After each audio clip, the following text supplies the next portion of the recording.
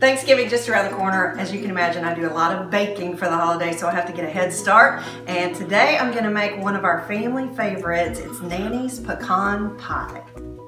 So this is a recipe handed down from year to year, and I start really simple. I don't do a homemade pie crust, I just buy one already done. Who has time for that? What Nanny does is she takes a cup of pecans, instead of leaving the halves in whole chunks, she chops them up, just pours them in the crust like that, because when you pour the custard filling over, they're gonna rise to the top and form a crust.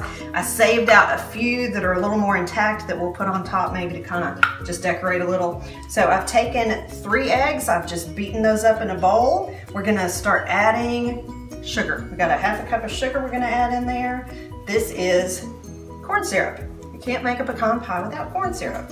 So we're gonna stir that in. I sprayed the measuring cup with a little bit of nonstick spray. It helps get the syrup out of the container a little easier. So then, here is a bone of contention with the family.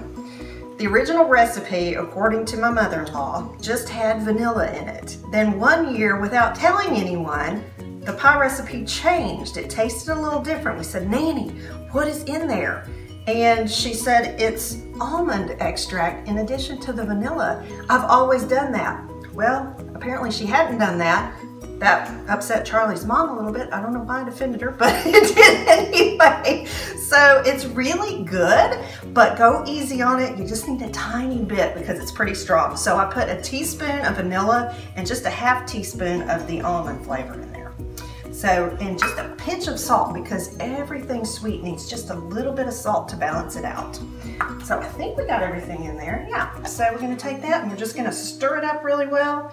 Then what we're gonna do after we get everything incorporated, we're gonna pour it over those pecans in our crust. And then I think I'll just sort of spread out some on top of it. So that looks pretty good. I think that's pretty well incorporated. You don't even have to use a mixer for this. So, easiest pie you'll ever make. Okay, so, oh, the butter, I almost forgot the butter. This is a 1/4 cup of butter. I just melted it on the stove. You can do it in the microwave if you're really careful, but that's a half a stick. That's what a 1/4 cup amounts to. That makes it really, really good. And I use unsalted butter when I'm baking, so I can control the amount of salt that goes in things. You don't want too much salt. Okay, pour it over. Doesn't that look yummy?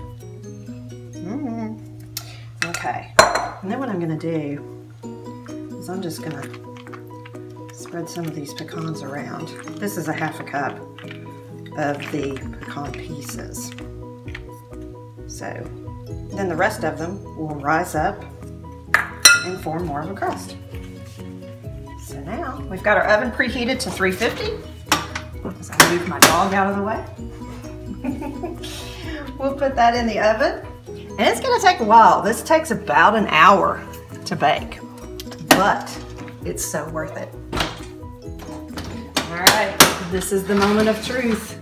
It's been about an hour. I covered the edges with foil and this little pie shield because sometimes they get too brown.